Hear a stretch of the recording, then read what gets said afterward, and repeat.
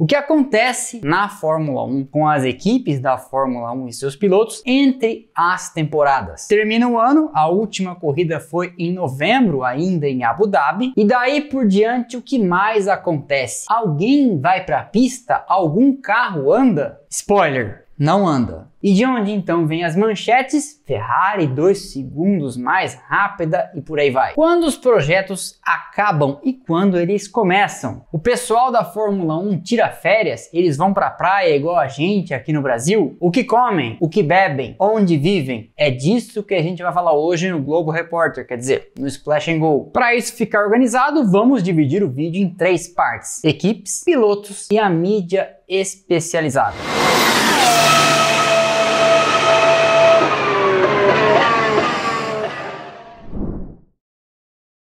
Um time de Fórmula 1 trabalha freneticamente quase o ano todo, por muito pouco mesmo que não são 365 dias todos os anos. E isso é tão intenso que a FIA precisou entrar em campo para regulamentar um período mínimo de férias. Mas a gente já fala disso. Normalmente, nessa época do ano, os projetos já estão em fase de execução, ou seja, tudo que tinha que ser pensado e concebido já foi e agora está sendo construído. E por isso as semanas de janeiro e fevereiro são muito intensas nas fábricas, até os últimos dias antes do lançamento e às vezes também depois deles. As peças que foram concebidas ao longo de 2023 vão tomando forma e a montagem final dos carros começa a acontecer. Mas não se engane, montagem final dos carros não é aquela coisa rápida e orquestrada que acontece em finais de semana de corrida, em que um carro destruído toma forma de novo em poucas horas. Porque essa montagem, que é a primeira montagem, pode levar dias, semanas, até meses, porque é a primeira vez que um quebra-cabeça que foi todo previamente concebido nas décadas passadas usando régua e esquadro, Adrian Newey desenha em seu caderninho até hoje, e nos tempos atuais usando a maioria das vezes AutoCAD, e aí de vez em quando você já deve ter reformado uma casa ou feito alguma montagem de um móvel na sua casa, as peças podem por muito pouco não encaixar, alguma coisa pode dar errado. Mas vamos começar pelo melhor lugar, pelo começo. Os carros de 2024 que ainda vão para a pista tiveram seus estudos iniciais ali em abril, maio começados. São as primeiras ideias que nascem dessa fase depois que você já viu o carro de 2023 fazer algumas sessões e dar alguns problemas, ou dar muito certo e vencer corridas. O que deu certo, o que não deu certo e o que eles supunham que ia acontecer, que às vezes não provou-se realista numa pista. Porque o simulador, por melhor que seja o software, por mais perfeito que seja o túnel de vento, não consegue antecipar muitas particularidades de um dia de corrida. Sol escaldante, turbulência de outros 19 carros, asfalto irregular ou frio no deserto de Nevada nos Estados Unidos, como aconteceu, por exemplo, em Las Vegas. Frio no deserto de Nevada de noite. Exemplo mais recente disso, o famigerado side pod zero da Mercedes W13, que em parte foi carregado para o carro desse ano, a Mercedes W14. O carro no papel, tenha certeza, era um fenômeno, uma nave espacial, e Verstappen teria tomado um couro da Mercedes de Hamilton e Russell. E eu não digo isso porque estou enchendo a bola da equipe de Mike Elliott e James Allison, mas por uma conclusão lógica. Todas as 10 equipes mandam para a pista aquilo que foi o melhor do que eles puderam conceber nos projetos e o que parecia certo e vencedor. Mas é aí justamente que a coisa complica, porque muitas das vezes tudo aquilo que bonitinho você pensou no AutoCAD, na régua e no esquadro, no computador e no simulador, na pista com todas as condicionantes de um final de semana de grande prêmio, muitas das vezes sem uma peça que você perdeu na largada, à beirada de uma asa dianteira, vai se comportar diferente do planejado. Então em maio, talvez abril, quando as equipes já tiveram a chance de trazer o primeiro grande pacote de atualizações,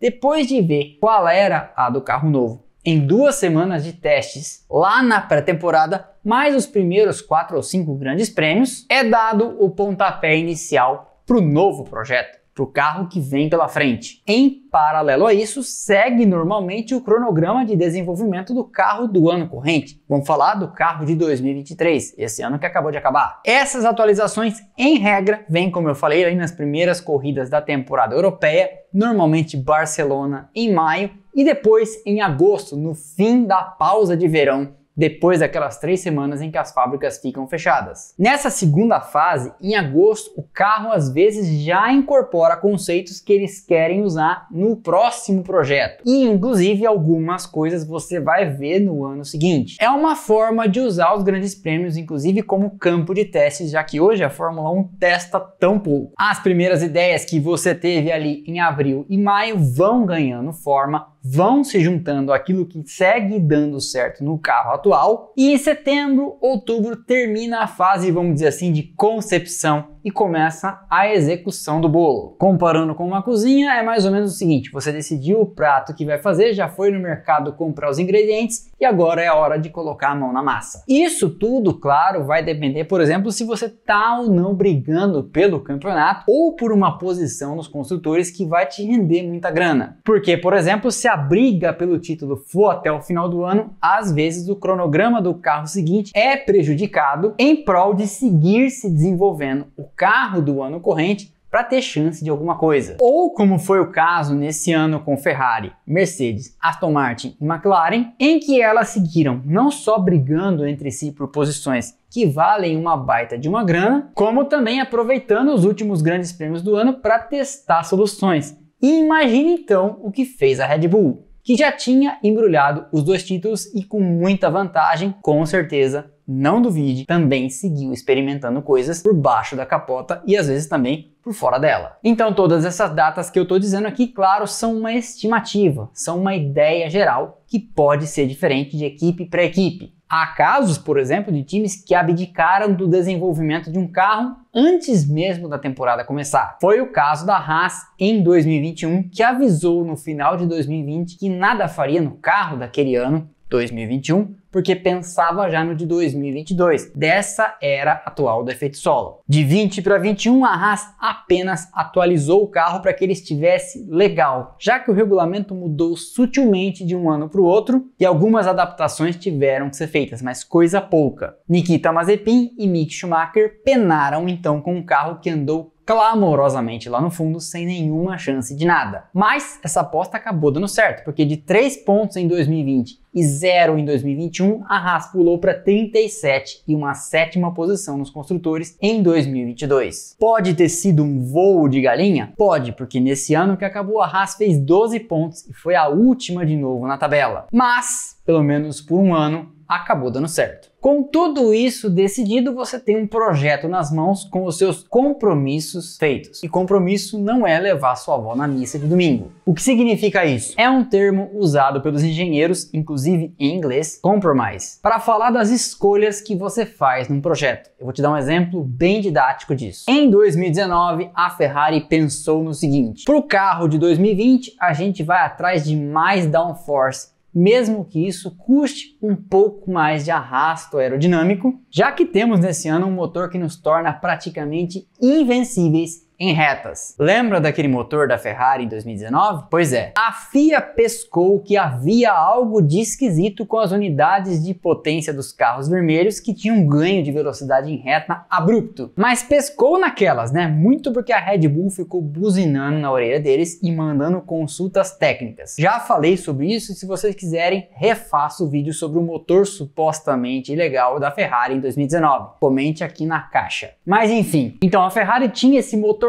em 2019, o carro andava muito em reta e eles foram então atrás de um pouco mais de downforce, que tem o custo de mais arrasto aerodinâmico. Mas com aquele foguete amarrado na traseira do carro, não ia fazer tanta diferença. Acontece então que, quando os compromissos já tinham sido feitos, a FIA chama a Ferrari de canto na salinha e diz: então, a gente sabe o que vocês fizeram, vamos assinar aqui um acordo, você não pode mais fazer isso com o seu motor miraculoso. E aí a Ferrari teve que amargar 2020 com um carro que não tinha mais aquele motorzão e, portanto, tinha muito mais arrasto aerodinâmico, não andando nada bem em retas e tendo então pouco ganho nas curvas. Isso aqui tudo numa simplificação para a gente conseguir ter dinâmica para o vídeo. E não foi um calço que a FIA mandou a Ferrari colocar no curso do acelerador. Imagine comigo por um momento a cena inusitada que seria Joe Bauer, delegado técnico da FIA, chamando o pessoal da Ferrari numa salinha e avisando: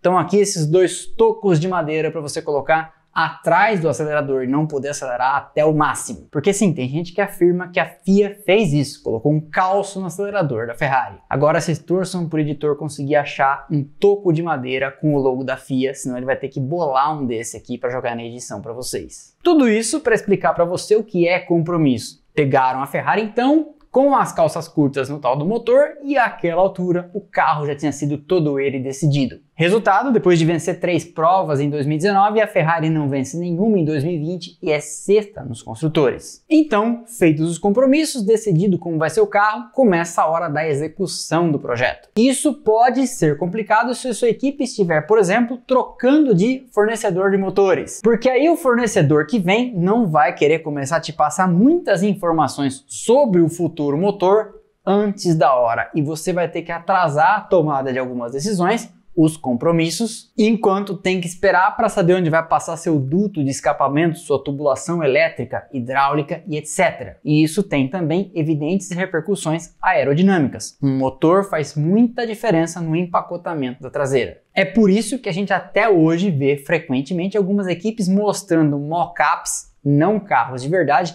no dia do dito lançamento, e eles só aparecendo de verdade lá na hora de estrear, já nos testes de pré-temporada. Além, é claro, de algumas equipes que fazem isso para esconder o jogo quando tem alguma carta na manga que não querem que os adversários percebam. Dali por diante então, de outubro para frente, é a hora da execução das peças. Monocoque, o chassi propriamente dito, suspensão, assoalho, partes aerodinâmicas que sempre são desenvolvidas em kits e são as peças que mais mudam ao longo do ano. Daí a FIA conduz crash tests e ao tempo da gravação desse vídeo, inclusive temos a notícia de que o RB20 da Red Bull em 2024 falhou no primeiro crash test frontal. E se der alguma zica, como no caso deu, Adrian Newey e sua turma vão ter que coçar a cabeça e ver o que dá para ser mudado para não atrasar o projeto. Essa fase de execução vem vindo numa crescente até entrarmos na fase de pós-temporada, em que as equipes encerram as atividades de pista depois daqueles testes em que eles ficam lá em Abu Dhabi e focam todos os seus recursos humanos e técnicos em concluir o carro do próximo ano. Mas isso também, a partir desse ano, tem que respeitar uma pausa obrigatória. Lembra que há uma pausa obrigatória em agosto? Pois bem, a FIA também estabeleceu uma pausa obrigatória agora na chamada temporada de inverno. Lembre-se que eles estão num hemisfério diferente e quando é inverno para eles, é verão para nós. Todos os times já faziam uma pausa, cada um decidindo o seu cronograma, mas aí a FIA, para ninguém reclamar de nada, regrou. De 24 de dezembro a 1º de janeiro, já no ano novo, ninguém trabalha nas equipes em nenhum dos setores, nem na área comercial e administrativa. Daí pra frente, feliz ano novo, 200% de esforço até lançar o bendito do carro. E em paralelo a isso, já colocar em pé um cronograma de atualizações. Naquele mesmo esquema que eu comentei, maio e agosto, com outras partes intermediárias vindo. E aí você pode me perguntar, mas nenhum carro vai para a pista até a pré-temporada? Não, nenhum carro vai para a pista até a pré-temporada, exceto ali alguns dias antes do lançamento efetivo, quando rola aquele shakedown e aquelas imagens que são gravadas para fins promocionais. O que significa basicamente que, vou ficar igual o da Atena, editor, dá aquele zoom agora. Toda vez que você ouvir nessa época do ano que a Mercedes achou 3 segundos, que o carro da Alpine vai levitar, que o da Williams terá sensor de ré e que a Ferrari vem com um motor a jato na traseira do carro do ano que vem, é tudo chute. E não é pouco chute, é um baita chute, tipo o chute do Nelinho na Copa de 78 ou para os jovens, o chute de James Rodrigues na Copa de 2014. Ah, mas tem fonte uma ova. Vou repetir para não ficar dúvida. Todo vídeo, reportagem, spot de rádio, post no Twitter ou no Instagram, ou bilhetinho escrito em sala de aula com um coraçãozinho no final e uma flechinha atravessando dizendo que o carro da Ferrari do ano que vem vai ganhar tudo, é chute. Primeiro, porque a própria Ferrari não sabe como vai ser o carro dela do ano que vem. Segundo, porque as outras, as adversárias, não sabem também como serão os dela, a Alpine, a Red Bull, a Mercedes, a Aston Martin e etc. Simplesmente porque ninguém andou e não vai andar até a pré-temporada. Então relaxa, eu fico curioso, você também fica curioso. Somos normais? Não sei se somos normais, somos humanos. E teremos, com toda certeza, igual no ano passado, um mutirão aqui, 10 reacts de 10 lançamentos de carros no dia em que eles aparecerem ao mundo. Fique tranquilo. Mas e os pilotos? Será que terminada a temporada os pilotos já sentam na frente da televisão para ver Netflix e assistir vídeo do Naruto? Confesso que eu nem sei o que é Naruto, mas eu gostei do som da frase e coloquei aqui. Bom, sim, os pilotos descansam nessa época do ano, ainda que para alguns deles descansar seja continuar pilotando. Mas vamos novamente por partes. Terminada a temporada, no dia seguinte lá em Abu Dhabi já há testes. São os chamados testes de pós-temporada, que nome original, em que os carros ainda desse ano dão lá muitas voltas para testar partes e ideias novas para o ano que vem e às vezes também os pneus que a Pirelli pretende implementar. Nesse ano, muitos titulares inclusive estiveram na pista. Ricardo, Pérez, Sainz, Tsunoda, Leclerc, Piastri, Zhou, Russell, Alonso, Ocon, Albon, junto com outros vários nomes, entre eles Drugovich, Jack Doohan, Theo Burcher. Daí, normalmente, eles dão uma sumida por alguns dias. Uns vão para casa, outros andam de kart, mas alguns outros aparecem andando de simulador. Todos eles costumam passar algum tempo com suas famílias e participar, sim, de eventos que às vezes envolvem pilotar. Verstappen foi visto andando de kart em Brasília, num kart desses que eu e você podemos ir. E também testou uma Ferrari de GT na Europa. Drugovich e Bortoleto, por exemplo, estavam aqui nas 500 milhas de kart da Granja Viana e a gente conversou com eles. Hamilton saltou de paraquedas, Bottas mais uma vez apareceu de sunga nas praias da Austrália. Mas todos eles têm uma coisa em comum nessa época do ano. Seguem uma rotina forte de treinamentos e também continuam cuidando da alimentação. É famosa inclusive uma história que eu vou te contar agora. Em 2010, depois de conquistar o campeonato pela primeira vez, Sebastian Vettel foi chamado para uma festa da Red Bull lá em Abu Dhabi. E antes de seguir do circuito pro hotel onde ia tomar um banho e se trocar para ir pra balada, ele falou com seu preparador físico: beleza, mas no caminho eu quero passar no McDonald's. Isso porque já fazia quase um ano que ele não comia um sanduíche da rede de fast food americana. Esse vídeo não é patrocinado, mas poderia. Todos eles, sem exceção, são vistos correndo, pedalando, malhando, porque as demandas de pilotar um carro de Fórmula 1 tomando 5, 6G lateral são muito fortes, ainda mais numa temporada com 24 grandes prêmios previstos no ano que vem. Ano que vem não, né? Quando você estiver vendo esse vídeo já é nesse ano. Mas claro, como eu comentei, eles adoram pilotar, o que me faz lembrar de um comentário da primeira dama do Splash & Go que falou uma vez quando viu um piloto andando de simulador ou andando de kart: eles não cansam, não? Ao que eu respondi: ué, mas não é a melhor profissão do mundo? Acho que eu também faria a mesma coisa. Alguns então andam de kart, outros de simulador e nenhum deles anda de carro de Fórmula 1. Anote isso.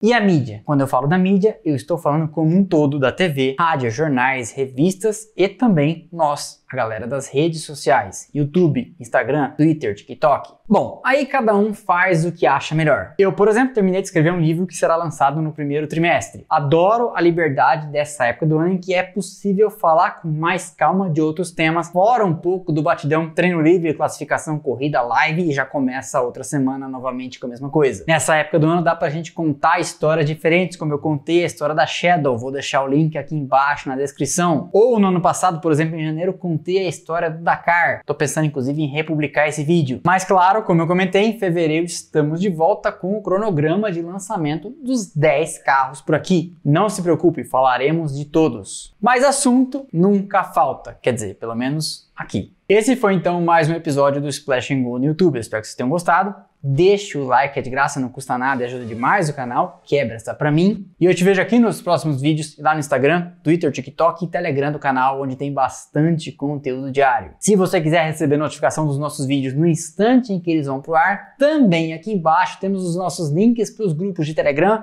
e de WhatsApp, onde você entra e passa a receber push no seu celular assim que o vídeo vai pro ar. E assim nem você nem eu ficamos dependendo do YouTube, lembrar de te lembrar, porque o YouTube tem tanta coisa para fazer, né? Ele esquece às vezes. Também convido você, se quiser, a tornar-se membro do nosso canal, também há link aqui embaixo na descrição, como também tem o botão aderir ou seja membro. E pelos 3 planos, Paddock Pass, Lawrence Stroll e Super Licença, você concorre a brindes, vê os vídeos em Premiere e tem prioridade de resposta nas lives. E a gente sorteou livros aqui em todos os meses de 2023 e provavelmente seguiremos fazendo em 2024 com o meu livro também. Mas a gente não sorteou só livros, teve Fórmula E, Porsche Cup e mais um monte de coisa que apareceu por aqui. Carrinhos, chaveiros. Então fique ligado porque você apoia o canal, mas de volta eu te devolvo uma série de benefícios. Beleza? Então é isso, pessoal. Valeu e aquele abraço.